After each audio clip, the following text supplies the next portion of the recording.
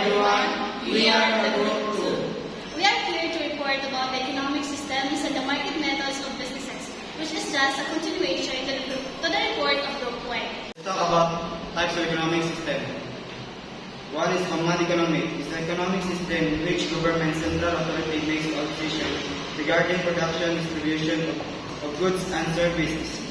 In such a system, price, production levels, and resources allocation are determined centrally, typically with limited input from the market force by individual consumers and business.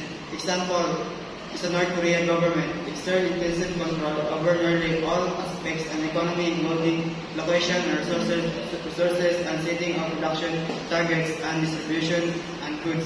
This is contrast the market economies. These decisions are made by private individuals and business based on supply demand. Next, economy is an economic system that combines elements of both market economy and planted economy. In mixed economy, both private and public sector coexist with the government typically regulating, overseeing key industry while allowing market force to operate. Others blend markets driven and activities and government intervention aims balance economic efficiency and social welfare. For example, the United States is a mixed economy. It leaves ownership of the means production and mostly private hands, but incorporates elements such as subsidies for agriculture, regulating on manufacturing, and partial or full public ownership of some industry like delivery of national defense. Next, measure of economic performance. First, gross national income. It's a measure of a country's total economy input, including income earned from both domestic and foreign sources. It considers the total income generated by a nation's residents and businesses, both within the country and abroad, minus income earned by foreigners, residents, and business within the country's overall economic health and standard of living. Second, gross economic product, or GDP, is a measure of total economic output produced by a country's resident and business, both domestically and abroad, in given period, typically a year. It includes the value of goods and services produced within a country's borders as well as income earned from foreign investment. GNP helps assess a nation's overall economic performance and its citizens' economic well-being. Third, gross domestic product, or GDP, is a measure of total economic input of a country. It represents the market value of all goods and services produced within a society's borders in a specific time period, typically of a year or a quarter. GDP is used to measure the overall health and size of an economy. It can be calculated using three approaches: production, income, and expenditure. But it should all yield the same result. In the world of economics, these indicators like the GNI that you have mentioned earlier, the GDP, and the GNP has long been used to evaluate the economic performance or the potential of countries. However, these indicators have limitations and can sometimes provide a misleading view or interpretation of a nation's economic health and potential. For example, countries that top in the rank list of the GNI because they have the highest GNI, like United States, Germany, and Japan, they are considered as economic powerhouses. And some mistakenly assume that we are also productive and more faster growing than those lower ranked countries. But sometimes this is not true. That's why managers improve the usefulness of GNI, the GNP, and the GDP by adjusting it for the following alternative approaches to assess the economic performance. First, we have rate of economic growth. So growth aggregates like GNI, GNP, and GDP do not measure the rate of change in an economy. Kaya hindi man lang isa ka-economy sa isa ka-country, marinig lang siya always na stagnant. So there is some changes, there is some growth because we are all aiming for growth and development. So the growth rate of GNI is a key indicator of a country's economic potential. For example, in China's rapid economic growth over the past decades, with an average annual GDP of around 10%, has lifted millions out of poverty and created significant business opportunities. So businesses can use this rate of economic growth to identify markets with high growth potential for expansion and investment, and ultimately created significant jobs and also profits. Next, we have the population size. Managers also adjust the GNI in the number of people who live in a country, because our world population is unevenly distributed. So every country has different population size. So adjusting the GNI with population let managers reduce the effects of demography and assessing the country's relative performance. For example, in Norway, even though in Norway they have the low GNI, gamay sila yung gross national income, but considering that Norway have 4.7 million residents, that makes Norway rank first in the world by GNI per capita in 2012 at $98,860. So governments and organizations can use this population-adjusted economic indicator to allocate more effectively the resources and address the disparities in the living standards. Next, we have the population size. Managers also adjust the GNI in the number of people who live in a country, because our world population is unevenly distributed. So every country has different population size. So adjusting the GNI with population let managers reduce the effects of demography and assessing the country's relative performance. For example, in Norway, even though in Norway they have the low GNI, gamay sila yung gross national income, but considering that Norway have 4.7 million residents, that makes Norway rank first in the world by GNI per capita in 2012 at $98,860.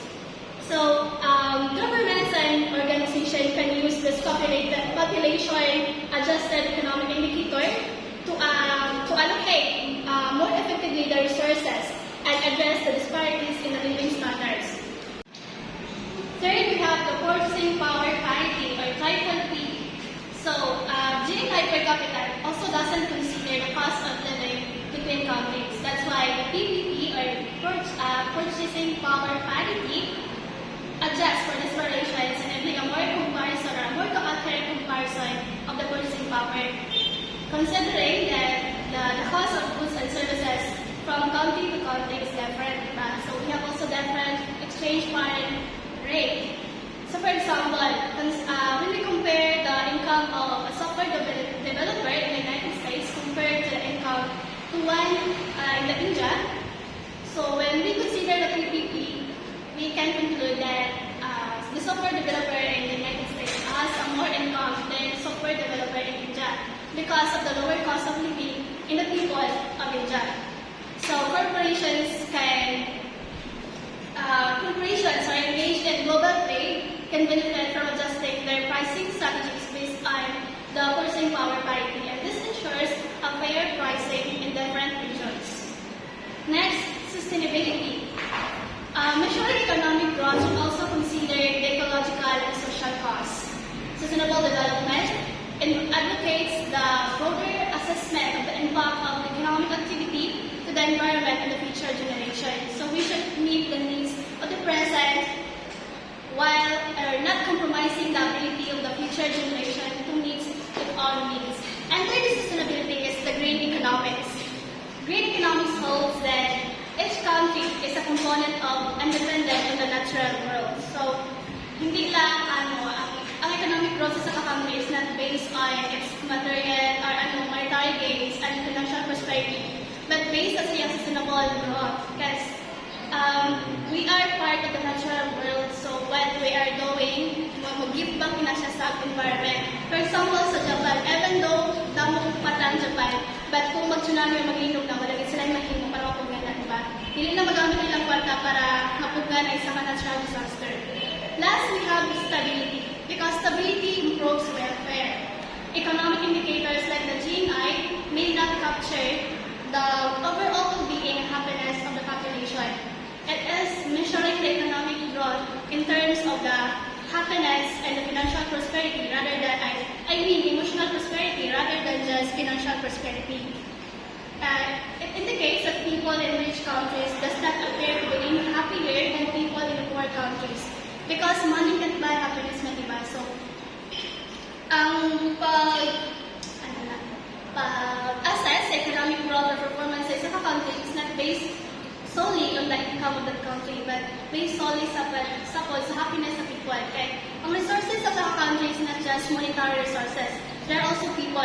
So, ang income sa isang country high, sa ilang mga tao subok kay are they happy kay believe their life thinking that we have to make profit, we have to make money instead of making relationship. So under the stability is Happynomics. Happynomics calls for moving from the concept of financial prosperity to the idea of emotional prosperity. Happynomics or happy economics.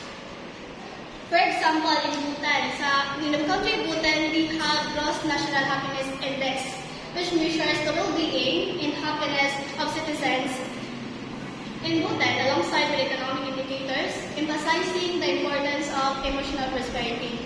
So companies can incorporate this well-being initiatives for their employees such as mental health support and work-life balance to enhance the employee satisfaction and productivity. The next topic is all about economic analysis. Inflation. Sustained rise in prices measured against a standard level of purchasing power. When we say about inflation, it's all about rising prices or increasing prices. For example, last year, ang price ng bugas is cost 36 to 40 pesos. Pero namin na siya. But as of now, ang price ng bugas is 45 to 50. Hindi ko nasamahin namin ang namin is 50 around. It means that your purchasing power has decreased because the same amount of money you had at the beginning of the same amount of money you had some last year, but you cannot no longer buy as much as it could before. Another example. Sa una, yung 1K, damo kayo mga bakal. Subong, yung 1K mo sa gyapon, pero dutay na lang yung mga bakal because of inflation. Prices of goods and services are increasing. Next, unemployment, proportion of out of work citizens actively seeking employment. Unemployment is a complex economic of social issues that occurs when people who are willing and able to work but cannot find suitable job employment opportunities. For example, I have a manufacturing company that has many employees, but suddenly my company is downsizing. Downsizing it means na pabagsak or pababa na ang company. So, I decided to automate certain production process through paagi sa pagbuhit sa ilan sa mga workers or empleyado as a result of several employees na nag-work sa akong company are now called unemployed or unemployment and actively seeking for new job opportunities. Next. Debt. Total financial obligations of the government. When we say debt, it means utang o obligasyon sa gobyerno nga bayaran. Ang utang sa Pilipinas subong is 14.35 trillion. It is the obligation of the government to pay the debt of the Philippines. Income distribution refers to how a nation's total income is divided among its population. For example, imagine a small town with a population of 1,000 people. The income of these residents can be divided into 3 categories. Low incomes below 600 people earns less 30,000 per year, while middle income belongs 30 people earn between 30,000 and 60,000 per month, and high income belongs 100 people earn money than 60,000 per year.